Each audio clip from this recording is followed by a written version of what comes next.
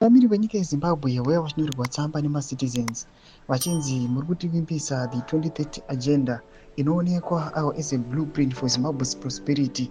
Panapa vanonyora tsamba vachiti aiwa the current situation iri kuitika nyika yeZimbabwe vari kuonekwa kuti panguva inoi aiwa mvura iri kunaya zvakanyanyisa, but this issue yava nemakore isingaadresiwe. Nsanamira mashoko atiri kuona kuti maproblems ari kuunzwa nepoor management nyika yeZimbabwe aiwa asvitsa malevel akanyanyisa. Nobva subscribe like turn on the bell icon.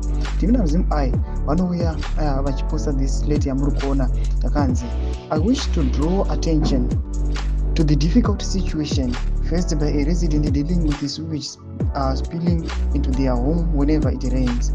This issue stems from an ongoing problem with the sewer system, which the BCC has not addressed with the seriousness it deserves.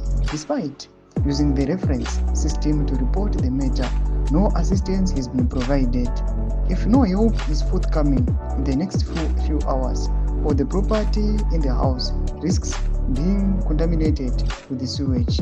Later to the editor. Tomashoko anobuda tikuona kuti vakomana veZimEye vanouya vachipublisha this letter aiwa iri kuda immediate attention.